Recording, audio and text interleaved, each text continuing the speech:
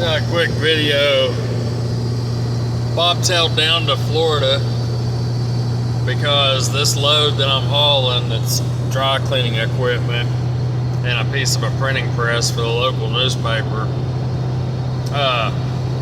Pays good money bobtailing. I could have got a load down, but the newspaper needs this piece of this dryer, some kind of dryer for the newspaper or press. I don't really know what that thing does, but they gave me a credit card, and the other guy that's got the dry cleaning business in Ashland, he said, I'll tell you what I'll do. He said, you go, since you're going down there, he said, there's some stuff I bought down there from Iron Planet. He said, stop in there and pick up that part. I'll get your hotel room and I'll give you $400 to run on, money, cash. And then the Daily Independent, I'm charging them, or not Daily Independent, but the Herald Dispatch. They, I billed them $250 a mile, only on the return trip though. $250 a mile, and they pay for all my diesel. So they just sent me down here with a credit card and said, go get it. They said, I said, you don't, they're like, there was no negotiating. The local newspaper in our town, I had hauled for them, so they gave them my number, and they called me. I didn't know who it was. I didn't answer it the first 4 times they called, because I didn't know, you get all these crazy numbers, and even though it might be a local number, but they use some kind of app, these damn telemarketers and stuff, so I didn't answer it. So, excuse me. So, when I did answer or listen to my voicemail, I jumped all over it. And I was in the truck yesterday evening, 5:30, me and the dog. I hooked the trailer up, finally got the trailer lights working because the plug got tangled up in something in the bed, and it pulled the plug loose off the bottom of the bumper, the factory Ford one, and it was down on the ground, and I dragged it, or drug it, whatever, in the trailer wire plug, and it ground it down and like shorted everything out, almost blew every fuse underneath the hood out, and blew a bunch of bulbs in those LED light, or not the LEDs, but the old lights on the trailer. Gosh, I got the yawns. So anyways, I pulled the plates off the trailer. I don't like to run those commercial plates. And then, I carry the broker insurance on the loads, but I keep, all that stuff hidden, even the DOT number and all. I just keep that put away because, running that on the outside leads to, I've noticed that, I don't pull into way stations. I just went by 3 already down here loaded, and I've probably got 8,000 or 9,000 on the trailer. It's not heavy. I'm allowed, 10,001 pound, supposedly, without a CDL. But, that's 3 right in a row. So, the reason I don't run my DOT numbers and stuff on the outside of the truck, I'm leasing my numbers off of a truck, a local guy back home, who also hot shot hauls. But, the reason why I don't run it, one of the reasons is people see that on there, and this day and time, you might hit somebody in a parking lot, or they'll run into you, or run into you on the highway seeing you hauling a load, and then they've got you by the balls. I mean, they'll sue your insurance, and then there you are. So that's one reason I don't run it on the outside. The other reason is it just gives the DOT more reasons to pull you over and aggravate the shit out of you. They're getting worse with the more people are hauling and the more hot shot haulers that are on the roads. I like to run at nighttime. They don't really see what's on the trailer as easily. I've had several cops drive by, tonight, just past me in either lane. I just stay in the middle lane and I run right at 70. I don't run it hard. and or break the speed limit. I just stay right at 65 or 70 and let everybody go around me.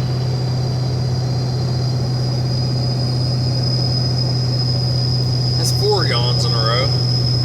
But what I wanted to get at, what I was going to, this video, the main reason for it is it's real foggy out. Let's see if I can wash this off. Yeah, it's real foggy out. I like looking at all the lights at night, the big trucks, and you know, over the years, traveling, working out of town, whatever, you know, you can see big rigs, but you wouldn't see like as many as you do now. It's crazy. The more I haul, the more I'm out on the roads. It's just mind-blowing to see how many you see driving.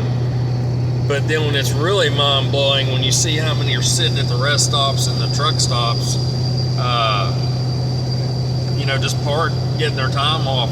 It's just crazy how many are out on the road. It's just mind-blowing to me. So I gotta tell you something funny though.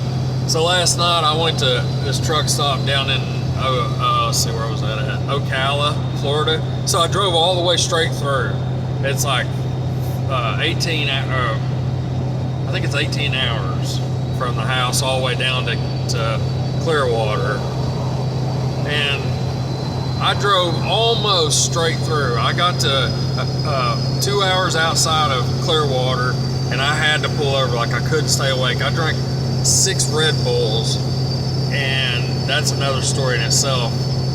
But so I pulled in this truck stop, and man, it was packed. You know, it was 4:30 in the morning, and there was no place to park. So I went up in front of the truck stop. You know how they got this big parking lot, so all those parking places. I just took up like 6 over in the corner, just backed the trailer up, and there was one space behind me, and I climbed in the back seat back there. I took that back seat out and put that platform for the dog back there and some blankets, and I brought some pillows, and I just climbed back there, and I was out. I put him in the front seat, and I was out. He couldn't stay awake.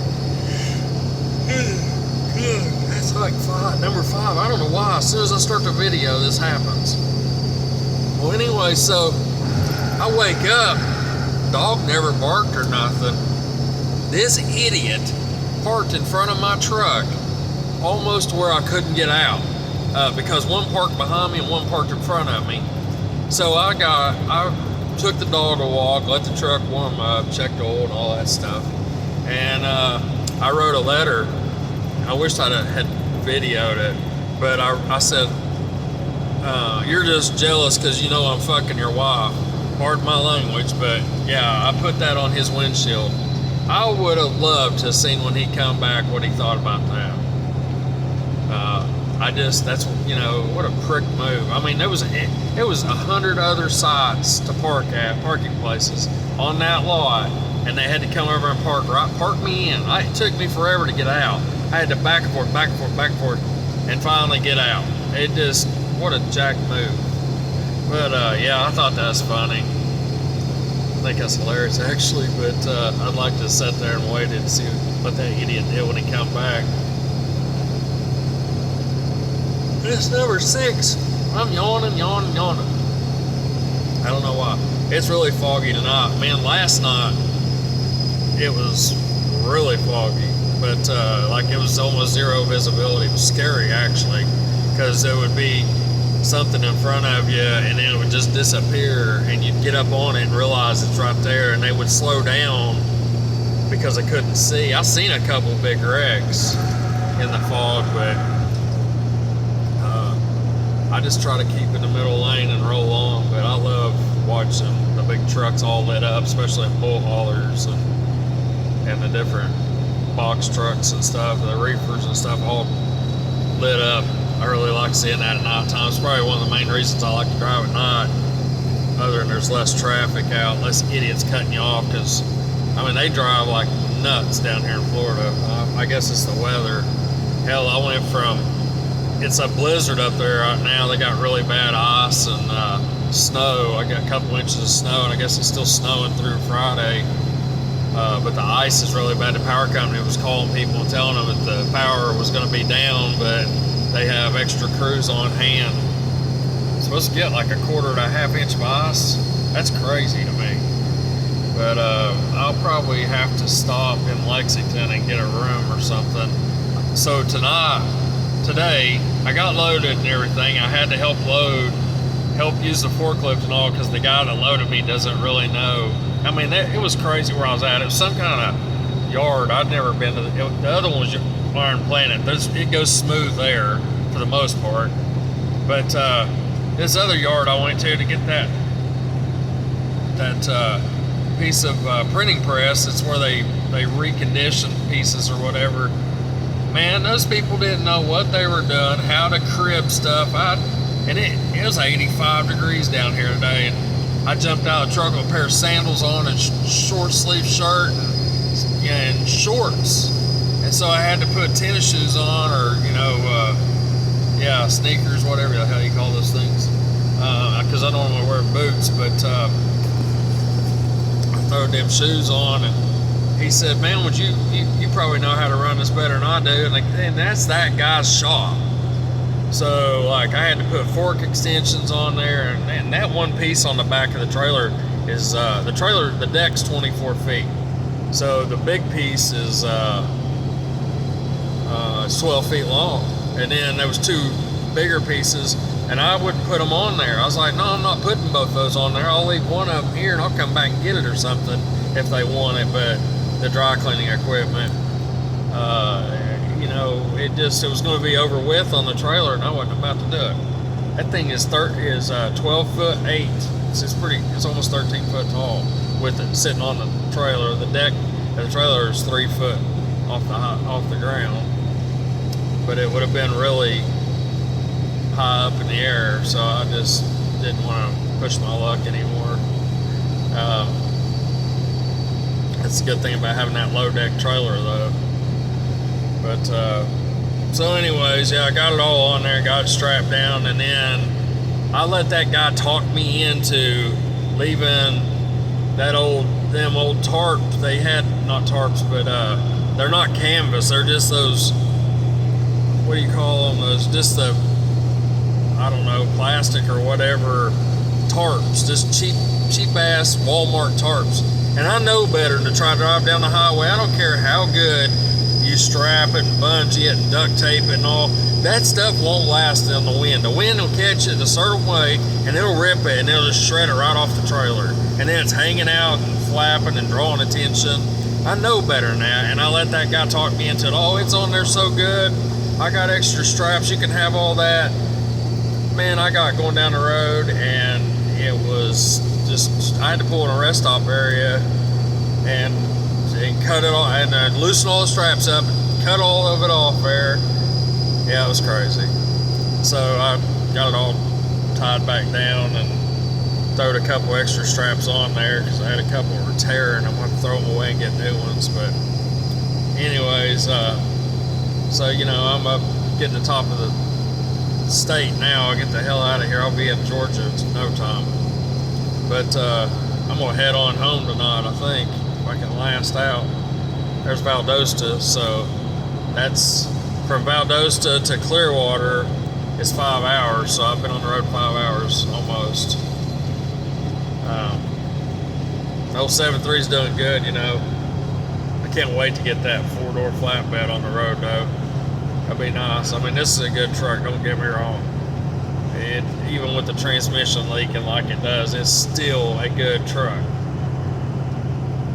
But yeah, I stopped at a shithole area there in Clearwater, or outside of Clearwater, because I couldn't keep my eyes open after I got loaded and everything. And I was like, man, I've got to have a shower, and I need to just go to sleep for 4 or 5 hours and get up and drive.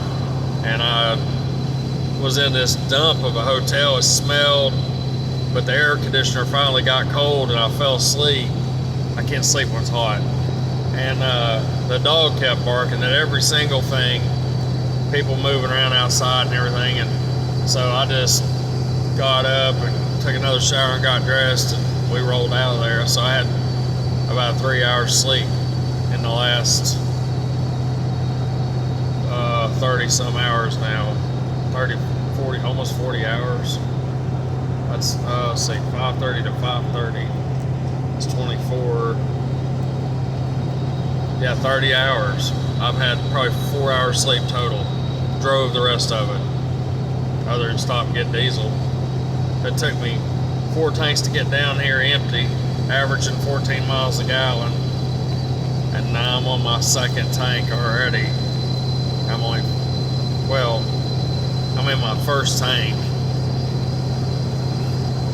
So, we'll see. I mean, it's pretty heavy. It's not real heavy. Like I said, it's 9,000, 8,000, 9,000, and then the 4,500 for the trailer. So, you know, look at the transmission temperature. So, you know how I told you it's always cold up there back home. So check this out.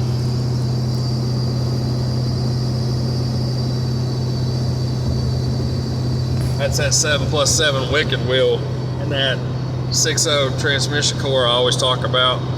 It's actually climbed up there some, but man, when you pull the transmission dipstick out, I don't want to bring it up really. It makes, hope she don't get mad at me. But my transmission fluid's black. Like I ain't never seen nothing like it.